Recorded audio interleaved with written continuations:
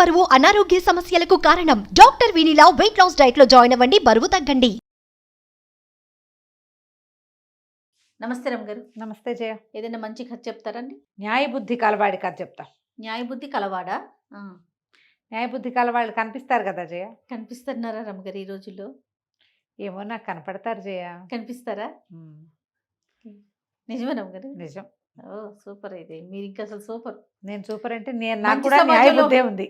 మంచి సమాజంలో ఉన్నారు మీరు. నేను కూడా న్యాయబుద్ధిగానే కలిగి ఉంటాను జయ. సాధారణంగా ఎందుకు మనం ఉన్నా కూడా మనకు అలాంటి వాళ్ళు కనపడరు కదా. కానీ నాకు కనిపిస్తూనే ఉన్నారు. లేకుండా ఏం లేదు. మరీ దేశం గొడ్డుపోలేదమ్మా అంట. అంత గొడ్డుపోలే, అంత దుర్మార్గులుగా ఏం లేరు. మంచివాళ్ళు బోళ్ళంత మంది ఉన్నారు. న్యాయంగా పోదాం కనీసం మన వరకు అయినా సరే. ఖచ్చితంగా ఉన్నారు రమ్మ గారు. ఉండబట్టే ఇంకా ఉంది అనేది వస్తుంది మనకి. ఇంకా ఉంది లోకం. అంతే కదా. ఇది తూర్పు చైనా కథ జయ. చైనీస్ స్టోరీస్ కొంచెం డిఫరెంట్గా ఉంటాయి. చైనా కథలు ఎందుకని అడగండమ్మా, హాయిగా వినేయండి. తూర్పు చైనాలో ఒక వ్యాపారస్తుడు ఉండేవాడట. ఆయనకి నూలు వ్యాపారం అంటే మనం ఏమంటారు, నూలు అంటే ఏమనాలి దాన్ని, నేత పనికి, క్లాత్కి గుడ్డ కావాల్సినటువంటి ఆ నూలుని అమ్మేవాడు అతను. మంచి వ్యాపారం. పెద్ద కొట్టు ఉండేది, దుకాణం బ్రహ్మాండంగా ఉండేది. వెనకాల ఇల్లు, ముందు దుకాణము ఉండేది. పైన ఇల్లు, కింద దుకాణము అట్లా ఉండేది. చాలా కాలం ఆయనకి పెళ్ళవల. ₹1,00,000 ఉండి ఏం ప్రయోజనం, పిల్ల పీచా అనేవాడు. ముందు ఏదో పెళ్ళైతే భార్య చనిపోయిందని పిల్లలు కలగల. అయితే ఆ చుట్టాలు ఈ చుట్టాలు పెళ్ళిళ్ళ పేరక్కలు బోళ్ళంతమంది కనిపిస్తారు. చైనా కథల్లో పెళ్ళిళ్ళ పేరక్కలు ఎక్కువగా ఉంటారు. అవును అవును. చైనా సినిమాల్లో కూడా, చైనీస్ మూవీస్లో ఆడవాళ్ళు పెళ్లి సంబంధాలు చెప్పేవాళ్ళు కనపడుతూ ఉంటారనమాట. ఈ పేరక్కలు ఏమన్నారు, పెళ్లి చేసుకుంటానంటే చెప్పు, నువ్వు చేసుకుంటానని చెప్పు అంటే ఎవరో ఒకళ్ళు చేసుకుంటానన్నాడు. వీళ్ళు ఏం చేశారు, చుట్టుపక్కల ఊళ్ళలో పేద పిల్లని ఒకదాన్ని పట్టుకొచ్చి పెళ్ళికొడుకు కోటీశ్వరుడు, 40 ఏళ్ళు ఉంటాయని చెప్పారు. పిల్లని తెచ్చి పెళ్లి చేశారు, చిన్న పిల్లని. తీరా పిల్లకి పెళ్ళి అయ్యాక దానికి తెలిసింది వీళ్ళకి డబ్బులు ఉన్నాయి కానీ ఈయన చాలా ముసలివాడు, 60 ఏళ్ళు దాటిన వాడు. ఇంకేం చేస్తుంది, పోనీలే తినడానికి తిరగడానికి హాయిగా ఇల్లు బాకిలి అన్నీ ఉన్నాయి కదా అని సర్దుకు ఊరుకుంది చిన్నపిల్ల. అయితే దానికి కళ్ళు కొంచెం పెద్దవి, అటు ఇటు చూస్తూ ఉంటుంది అనమాట. అయితే ఏమైందట, ఒకనాడు ఆయన ఏదో బయటికి వెళ్ళాడు, ఊరు వెళ్తే పని మనిషి, ఇంట్లో పని లేదు, మగవాళ్ళు లేకపోతే పనులు ఉండవు, వంటలు అవి తక్కువ చేస్తారు. వాళ్ళ కోసం వచ్చేవాళ్ళు, వాళ్ళకి వీళ్ళకి టీలు కాఫీలు పెట్టడాలు హడావిడి ఉంటుంది. అసలు వాడు లేకపోతే ఎవరు రారు ఇంటికి, వాళ్ళకి వంట లేదు. వీళ్ళిద్దరు పని మనిషి ఆవిడ తేలిగ్గా ఏదో చేస్తూ తిన్నారు. ఎంతసేపు అని ఇంట్లో ఉంటామమ్మా, పదండి బయటికి పోతాం అని తీసుకొచ్చింది. బయటికి వెళ్ళొచ్చు అంటే ఏం పర్వాలేదు, చక్కగా మంచి బట్టలు కట్టుకొని మేలు మూసుకేసుకుని వెళ్దాం మనం అని చెప్పి బయటికి తీసుకొచ్చింది. పైనుంచి కిందకి దిగొస్తే కింద దుకాణం ఉంది. దుకాణంలో 2 కుర్రాళ్ళు ఉన్నారు. ఒక పాత గుమాస్తా, ముసలి గుమాస్తా, ఒక పడుచు గుమాస్తా. వాళ్ళిద్దరిని పలకరించింది. యజమానురాలని నమస్కారాలు చేశారు. యజమానురాలకి దండాలు పెట్టారు, కొత్త యజమానురాలకి. అక్కడి నుంచి ఆవిడ, మీకు అన్నీ సాగుతున్నాయా, బాగా కుదురుతుందా, పని బాగుందా, మనకు వ్యాపారం బాగుందా, మీకు డబ్బులు సరిపడా వస్తాయా, పండగలకి డబ్బులు ఇస్తున్నారా అని కనుక్కొని పైకి వెళ్ళి ఏం చేసింది, చెరుకో బహుమానం, చెరుకో కాస్త చిన్న మూట డబ్బులు పెట్టుకొచ్చింది. పెద్ద గుమాస్తాకి ఒక 10 కాయిన్లు, చిన్న గుమాస్తాకి ఒక 10 కాయిన్లు ఇచ్చేసరికి సరే కాయిన్లు చూసుకున్నారు. ఒకళ్ళ కాయిన్లు ఒకళ్ళు చూడాల. యజమానురాలు వీధిలోకి వెళ్ళిపోయింది పని మనిషిని తీసుకుని. తర్వాత చిన్న గుమాస్తా చూసుకున్నాడు. ఈ అమ్మాయి ఒక తేడా చేసింది. పెద్ద గుమాస్తాకి 10 వెండి కాసులు ఇచ్చి, చిన్న గుమాస్తాకి 10 బంగారు కాసులు ఇచ్చింది. వీళ్ళకి తెలియలే. పెద్దవాడు రెండోవాడికి కూడా 10 వెండి కాసులు అనుకున్నాడు, చిన్నవాడు పెద్దవాడికి కూడా బంగారు కాసులేనని భావించుకున్నారు. ఇద్దరు ఈక్వల్ అనుకున్నారు. అక్కడ కొట్టుకి కాపలా ఉండాలి. వంతుల వారీగా ఉంటారు. ఒక రాత్రి అతను, ఒక రాత్రి ఇతను చొప్పున. ఆ రాత్రి చిన్న గుమాస్తాది వంతు, చాంగ్ వాడి పేరు. చాంగ్ రాత్రికి పడుకుంటే, అది పడుకునే టైంకి పని మనిషి వచ్చి తలుపు కొట్టేసరికల్లా మరి ఏమిటి అంటే, పని మనిషి వచ్చి, నువ్వేమిటి రెస్ట్ తీసుకుంటున్నావా, ఇంటికి వెళ్తున్నావా, అదా ఇదా అని అడిగితే ఈ టైంలో ఎందుకు వచ్చావు, నీకు ఇక్కడ ఏం పని అన్నాడు. చిన్న యజమానురాలు, కొత్త యజమానురాలు నీకు ఇది ఇవ్వమంది అని చెప్పేసి ఒక మూట భుజం మీద నుంచి దించి చేతిలో పెట్టింది. బట్టలు ఉన్నాయి మీ అమ్మకి నీకు ఇద్దరికి. అసలు సంగతి మర్చిపోయానని బట్టలు చాటించి ఒక వీసే బరువున్న వెండి ముద్దని చేతిలో పెట్టింది. నీకు బహుమతి ఇవ్వమన్నారని. వీడు తెల్లబోయాడు. రాత్రే నిన్న సాయంత్రమే ఈవిడ సాయంకాలము 10 కాసులు ఇచ్చింది, బంగారు కాసులు. ఈ అర్ధరాత్రి పూట ఈ బంగారం, ఈ వెండి సామాను, ఇవి బట్టలు పంపించడంలో ఆవిడ ఉద్దేశం ఏమిటో ఇతనికి అర్థం కాలే. పొద్దున్నే లేచి దుకాణం తాళం తీసి ఈ సామాన్లు మోసుకుని ఇంటికి తీసుకుపోయాడు. వాళ్ళ అమ్మకి చూపించాడు. అమ్మ మాట చాలా వింటాడు చాంగ్. వాళ్ళ నాన్న కూడా నూలు వ్యాపారం చేసేవాడు. ఆయన చనిపోయేసరికల్లా ఈ పిల్లాడికి వ్యాపారపు దక్షత లేక ఈయన దగ్గర చేరాడు, ఈ వ్యాపారస్తుడి దగ్గర. వాళ్ళ అమ్మ ఇవన్నీ చూసి, ఏమిట్రా ఇవన్నీ ఎవరిచ్చారా నీకు? వెండి బంగారాలు ఇవ్వటం ఏమిట్రా పనివాడికి? ఈ బట్టలేమిటి ఇంత మూట? ఓ వస్త్రం ఇస్తారు, నీకు 1 డజన్ జతలు నాకు 1 డజన్ జతలు ఇప్పించింది ఏమిటి? ఎందుకు ఇచ్చింది? ఎంత వయసురా ఆవిడికి? చాలా చిన్నదమ్మా అన్నాడు. వెళ్ళొద్దు నువ్వు అక్కడికి, ఇదేదో ట్రాప్, నువ్వు చాలా ఇబ్బందుల్లో పడతావు నాయన, నమ్మక ద్రోహం అయిపోతుంది, ఈ ఆడపిల్లల్ని నమ్మకూడదు, నువ్వు మాత్రం వెళ్ళడానికి వీల్లేదంట. పనికి వెళ్ళలా వీడు. మధ్యాహ్నానికి పెదగుమాస్తా ఒక కేకేశాడు. ఏమమ్మా ఏడి మీ పిల్లవాడంటే? మా వాడికి విపరీతంగా జలుబు చేసింది, లేచేలాగా లేడు, చాలా జ్వరంగా కూడా ఉంది, ఇప్పుడు పంపనంది. రోజు కబుర్లు వచ్చేవి, ఏదో ఒకటి చెప్పేది కానీ వెళ్ళనిచ్చేది కాదు. నువ్వు వెళ్ళొద్దు అంతే. వెళ్ళకుండా ఊరుకున్నాడు. ఊరుకున్నాక క్రమంగా రోజులు గడిచినాయి. వాళ్ళు మొదట 10 రోజులు కబురు చేశారు. పని మనిషి కూడా వచ్చేది. జ్వరం అని, కాళ్ళ నొప్పులని, వాడిని చూస్తే నీకు అంటుకుంటుందని వీళ్ళమ్మ కుర్రాన్ని ఎవరికంటా పండించేది కాదు. వాడు ఇంట్లోనే ఉండేవాడు. ఆవిడిచ్చిన 10 రూపాయలు ఖర్చు అయిపోయినాయి, వెండి ఖర్చు అయిపోయింది. ఎన్నాళ్ళు వస్తుంది అంతేగా. తిండి కూర్చుంటుంటే. సరే డబ్బులన్నీ అయిపోయాక ఏం చేయాలని ఆలోచించి, సరే వాళ్ళ అమ్మ అంది, నాయన నీ యజమాని సంగతి వదిలేసి నువ్వు అవేం చెయ్యొద్దు, మరి మీ నాన్న కూడా నూలు కుంకము అమ్మటం అని రాస్తారు ఆ కథలో. కుంకం అంటే బహుశా రంగు, కలర్స్. ఆ యజమాని దగ్గర పనిచేసేవాడు కదా ఒక ముసలాయన దగ్గర, అక్కడ కూడా నూలు రంగులే అమ్మేవాళ్ళు.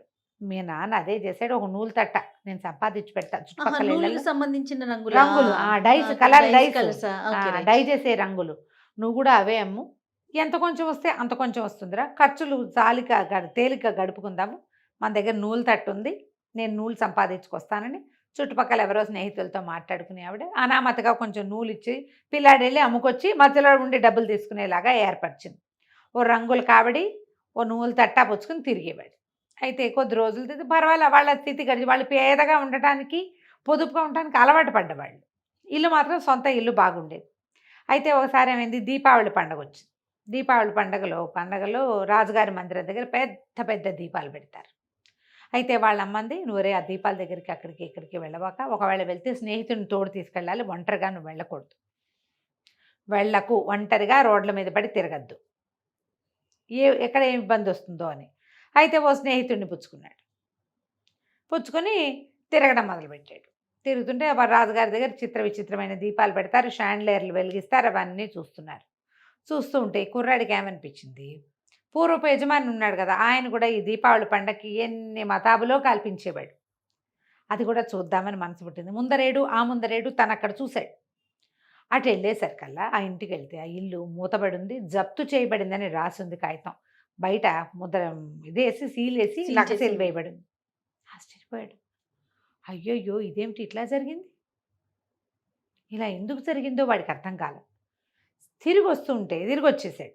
మర్నాడు వీడు ఈ కుర్రాడితో కలిసి తిరుగుతున్నాడు కదా, ఇద్దరు స్నేహితుడితో కలిసి, వాడు కనపడ్డా మామూలుగా కలుసుకునే చోట. ఈ లోపల ఎవరో వచ్చి నిన్ను పిలుస్తున్నారు, దీని దగ్గర అక్కడ ఏముంది, ఒక పూటకోళ్ళ ఇల్లు ఉంది, పూటకోళ్ళ ఇంట్లో నుంచి ఎవరో నిన్ను పిలుస్తున్నారని ఒక కుర్రాడు వచ్చి చెప్పాడు. వీడేమనుకున్నాడు, చాంగు తన స్నేహితుడు పూటకెళ్ళి ఇంట్లో ఏమన్నా తినడానికి కూర్చున్నాడేమో, లేకపోతే నన్ను ఎవరు పిలుస్తారు, విందు కోసం నన్ను కూడా పిలుస్తున్నాడు, కలిసి భోజనం చేద్దామని పిలుస్తున్నాడని ఆ పూటకోళ్ళ ఇంట్లోకి పోయాడు. ఇంట్లోకి పోతే అక్కడ వీడికి తన పాత యజమానురాలు కనపడింది. వీడు ఆశ్చర్యపోయాడు. మీరేమిటండి ఇక్కడ అన్నాడు. అనేసరికల్లా ఏం చేయను, మా ఆయన మంత్రి గారిది ఏదో మంత్రి గారి మాట చెప్పలే, మా ఆయన పూట వెండి నాణాలు తయారు చేస్తున్నట్ట, అంటే దొంగ నాణ్యాలు కొట్టిస్తున్నాడు, ముద్రణ చేయిస్తున్నట్ట, రాజభట్టలు పట్టుకుపోయారు, ఆస్తంతా జప్తు చేశారు, నా ఇంట్లో ఉండడానికి వీలవక ఏదో పూటకోళ్ళు ఇంట్లో ఉంటున్నాను, మీ ఇంట్లో కొద్ది రోజులు ఆశ్రయం ఇవ్వవా నాకు అని అడిగింది. తెల్లబోయాడు. అమ్మ బాబోయ్, ఈవిని తీసుకెళ్తే అమ్మ ఏమంటుందో, ఈవిడ బంగారం వెండి ఇచ్చిందని వాళ్ళ ఇంటికి వెళ్ళి ఇవ్వకుండా చేసేసింది అమ్మ. కాదండి, మా ఇల్లు అంత గొప్ప ఇల్లు కాదండి, రెండోది మా అమ్మ ఒప్పుకోవాలి, మా అమ్మ ఏమంటుందో తెలీదు, మీలాంటి వాళ్ళు ఉండదగిన ఇల్లు కాదు, తర్వాత నేనేదో చిన్న బతుకు ఈడ్చేవాడిని అంటే అన్నాడు. ఎందుకు నువ్వేం భయపడిపోక అని ఒక ముత్యాల హారం చూపించింది. చూడు ఎంత పెద్ద ముత్యాల హారమో, నేను తెచ్చేసుకున్నాను మా ఆయన ఇంటి నుంచి, ఒక్కో ముత్యం అమ్ముతూ కాలక్షేపం చేయొచ్చు, ముత్యం చాలా ఖరీదు, ముత్యం అమ్మితే బోల్ డబ్బులు వస్తాయి, నువ్వు వ్యాపారం చేసుకోవచ్చు, నా గడవడానికి ఏమి ఇబ్బంది ఉండదు, నీకు నాకు కూడా గడుస్తుంది, మీ ఇంట్లో నేను ఉచితంగా ఉండను, తెలిసిన వాళ్ళు ఒక్కళ్ళు కూడా లేకుండా నేను ఇక్కడ పడున్నాను, మా పుట్టింట్లో అదేదో ఊరు, అక్కడికి నేను వెళ్ళలేను, ఇప్పుడు మా వాళ్ళు రానివ్వరు, పెళ్ళిళ్ళు అయిపోయిన పిల్లల్ని రానివ్వరు, పైగా మా ఆయన జైల్లో ఉండగా నేను ఎట్టా వెళ్తాను, పరువు తక్కువగాను, బాబు ఒప్పుకోవా ఉండండి మా అమ్మని అడుగుతానంటే పదా నేను కూడా నీ వెనకాల వస్తానని ఈ చాంగుతో కలిసి యజమానురాలు చాంగు వాళ్ళ ఇంటికి వెళ్ళింది.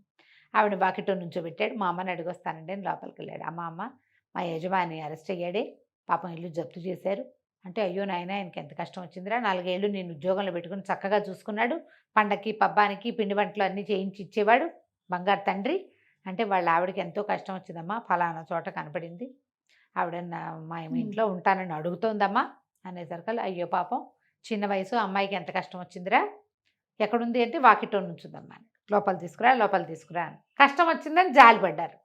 లోపల పిలిస్తే ఆవిడేమో దండం పెట్టింది వచ్చి, అమ్మ మీ వంటి వాళ్ళు ఉండదగిన ఇల్లు కాదు, కాస్త మీ బంధువర్గం ఎవరైనా దొరికేదాకా మా ఇంట్లో ఉండండి, ఏదో కాలో గంజో మాతో పాటు తాగుదురుగానమ్మా ఉండండి అని ఉంచుకున్నారు. ఈవిడేం చేసింది, ఆ గొలుసు తెగొట్టి 2 ముత్యాలు కుర్రాడి చేతిలో పెట్టింది. హాయిగా వాళ్ళతో పాటు ఉండేది. ముసలావిడ చక్కగా వంట చేస్తుంది. అప్పుడప్పుడు ఈ కుర్రాడితో స్నేహం చేయడానికి ప్రయత్నం చేసేది యజమానురాలు. కుర్రాడు లొంగేవాడు కాదు. వాళ్ళమ్మ ముందే చెప్పింది బడికి, నువ్వు సహాయం వరకే, అంతే, ఇంకో రకంగా ఈ అమ్మాయిని ఎంటర్టైన్ చేయకూడదు, వాళ్ళ చుట్టాలు పక్కాలు ఎవరైనా అడ్రస్లు దొరికేదాకా ఈవిడ మన ఇంట్లో ఉంటుంది, అంతే, వాళ్ళ కోసం ప్రయత్నం చేయి ఈ లోపల నువ్వు అని చెప్పింది. కానీ ముత్యాలు అమ్మిన డబ్బులతోటి ఇతను కింద వాళ్ళ వాకిట్లోనే కొట్టు ఒకటి పెట్టుకున్నాడు. ఇతనికి కొట్టు పెట్టేసరికల్లా యజమాని తాలూకు పూర్వపరిచయాలు వాళ్ళు ఉంటారు కదా, వాళ్ళందరూ వీడి దగ్గరికి రావడం మొదలుపెట్టారు. బిజినెస్ బ్రహ్మాండంగా డెవలప్ అయింది.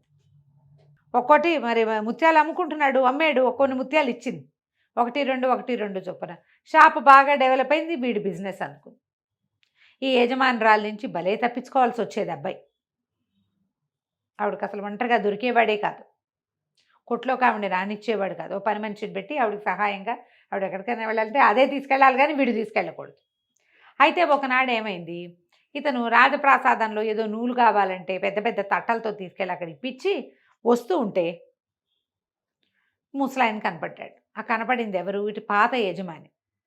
తెల్లబోయాడు, ఆయన బట్టలన్నీ చిరిగిపోయి పాత గుడ్డలు, మనిషి అసలే ముసలాడు ఇంకా ముసిలిగా అయిపోయి పిచ్చి గుడ్డలు వేసుకుని తిరుగుతూ ఉంటే, బాబు మీకు ఎంత కష్టం వచ్చిందండి, ఇదేమిటండి ఇట్లా అయిపోయారంటే, ఆయన అన్నాడు బాంచేత్ అని తిట్టాడు భార్యని, దొంగ మొహం, దాన్ని పెళ్లి చేసుకోవటం వల్లే నాకు ఈ కష్టం వచ్చింది, అనవసరంగా ఇంత వయసు వచ్చాక పెళ్లి చేసుకున్నాను, పాపిష్టిది అన్నాడు. అనగానే వీడు నిర్ఘాంతపోయాడు.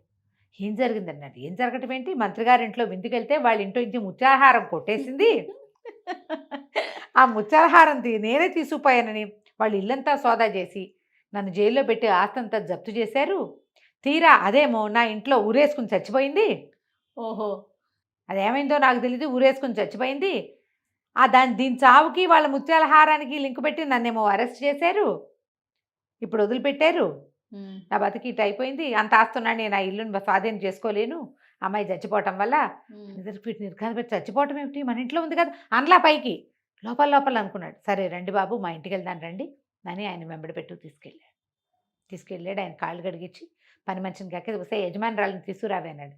ఇందాక దాకా ఇక్కడే ఉందండి, గంట క్రితం కనపడింది, ఇప్పుడు కనిపించట్లేదు అంటుంది. అది యజమానురాలు దయ్యం ఈ కుర్రాడు వెనకాల పడింది. అమ్మో, అయితే చచ్చిపోవటం నిజమే, చచ్చిపోయింది అది, చచ్చిపోయి ఆ ముత్యాలహారం పుచ్చుకుని వీడి దగ్గరకు వచ్చింది. ఓకే బాగుంది. అక్కడి నుంచి వీడు తెల్లపోయాడు. అమ్మ ఏమిటి అని వాళ్ళ అమ్మని చూస్తే, వాళ్ళ అమ్మ ఉండు ఆయన ఎవరినో పిలుస్తానని ఎవరినో పిలిచి ధూపం వేస్తే ఇక్కడ ఒక ఆత్మ తిరిగి వెళ్ళిందని చెప్పాడు వాడు. ఇతను ఏమనుకున్నాడు, కాదు యజమాని తన ఇంట్లోనే అట్ట పెట్టుకుని తను అమ్మేసిన ముత్యాలు ఉన్నాయి కదా, ఆల్రెడీ ముత్యాలు అమ్మాడు, వీడు సంపాదించుకుంటున్నాడు కదా, ఆ ముత్యాలని మళ్ళీ కొని ఈ ముత్యాలహారం తనకు దొరికిందని పుచ్చుకోమని ఆయన చేతిలో పెట్టాడు. ఈ ముత్యాలహారం మంత్రి గారింట్లో అపచెప్పంగానే వ్యాపారస్తుడు తాలూకు ఇంటికి ఉన్న సీల్ తీసేశారు. ఓకే, ఆయన దారిని ఆయన, చాంగు నువ్వు పెళ్లి చేసుకోరా, నీ పిల్లల్ని చూస్తూ నేను కాలక్షేపం చేస్తాను, నువ్వు నేను కలిసి వ్యాపారం చేసుకుందామని ఆ కొట్టు ఈ కొట్టు 2 కలిపి పెద్ద కొట్టు ఏర్పాటు చేసి, తర్వాత కాలంలో న్యాయబుద్ధి కలిగిన ఈ చాంగుకి ఆ యజమాని ఆస్తంతా దక్కలపడింది. తర్వాత కాలం బాగుంది. వీడు అమ్మాయికి లొంగిన, ఆ ముత్యాలకు ఆశపడిన, ఉండేది కాదు. వీడికి ఇది జరిగేదే కాదు. అమ్మాయికి అది ఎవరితో ఆత్మకి దొరికేసేవాడు. అంతే. అదేం చేసేదో వీడిని. బాగుందండి. అత్యాస పడకుండా ఉంటే జీవితం బాగుంటుంది. అది అది నీతి. ఉమ్. నమస్కారం. నమస్తే.